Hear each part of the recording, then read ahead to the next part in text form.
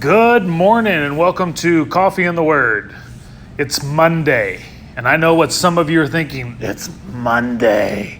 And you're like, I hate Mondays. Mondays are so terrible.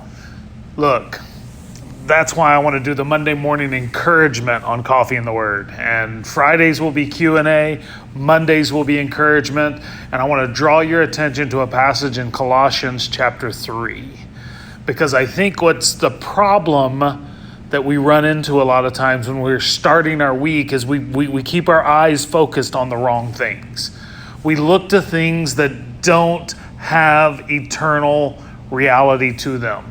We're focused on how difficult our job is, or how mean an employee was, or how hard it is to be at home all the time and in quarantine, and how this virus is wrecking our land, or how everything's going on. So I want to change your perspective. Not that stuff goes away, because it doesn't go away, but our perspective goes different. And so Colossians 3, this is what Paul says. He says, "Since then you have been raised with Christ. Set your heart on things above, where Christ is, seated at the right hand of God. Set your mind on things above, not on earthly things. For you died, and your life is now hidden with Christ in God. For when Christ, who is your life, appears, then you will also appear with him in glory." And then he says something interesting. He says, okay, so since that's true, since we ought to set our hearts and our minds on things above, because we are a people who live by faith and not by sight, because we are a people who cannot be separated from the love of God that is in Christ Jesus, because the suffering that we endure in this life is not worthy to be compared to the glory that will be revealed in us, because Mondays maybe are terrible for most people, they are an opportunity for us. Here's what he says. He says, not only do I want you to fix your eyes on heavenly things, I want you to launch into this week to live in a way that brings about the glory of God. Here's what he says, verse 5. "Put to death, therefore, whatever belongs to your earthly nature, sexual immorality, impurity, lust, evil desires, and greed, which is idolatry. Because of these, the wrath of God is coming. You used to walk in these ways in the life you once lived, but now you must also rid yourselves of all such things, such as anger, rage, malice, slander, filthy language from your lips. Do not lie to each other, since you have taken off your old self and its practices, and have put on the new self, which is being created in the knowledge in the image of the Creator. Here there is no Gentile or Jew, circumcised or uncircumcised, barbarian or Scythian, slave or free, but Christ is all and is in all. Therefore, as God's chosen people, holy and dearly loved, clothe yourself with compassion, kindness, humility, gentleness, and patience. Bear with one another and forgive one another. If any of you has a grievance against someone, forgive as the Lord forgave you. And over all these virtues, put on love, which binds them together in perfect unity. Let the peace of Christ rule in your hearts. Since as members of one body, you were called to peace, and be thankful." And so he says a lot here, right? But I want you to know he's giving you the key to having the kind of week you should have. First of all, set your heart on things above, not on earthly things. Set your mind on things above, not on earthly things. And then he says, you need to get rid of some stuff. This stuff is wrecking your life. Sexual immorality and idolatry and lust and evil desires.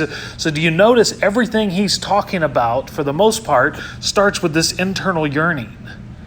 He's saying, look, don't yearn after those things. Yearn after me. And then he goes to the second thing, which is change your language. Change how you talk.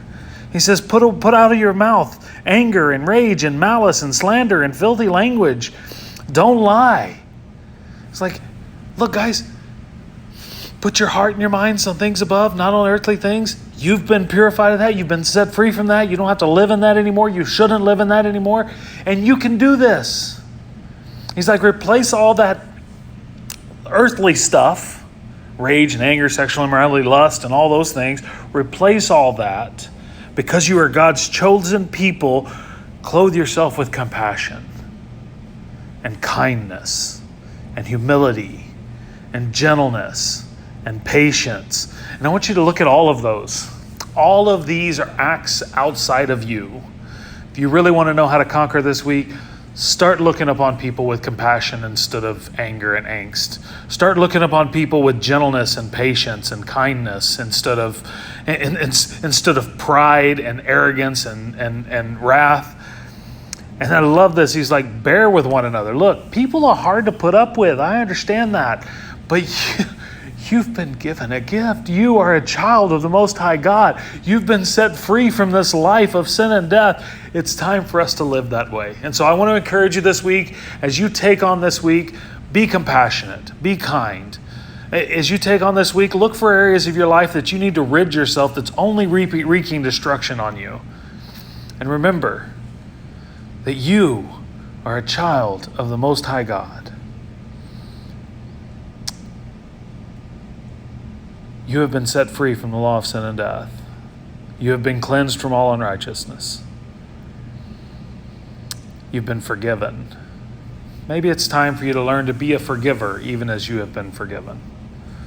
I hope this has been an encouragement to you. I hope you can take this and take on your week and be inward focused and upward focused instead of outward discouraged.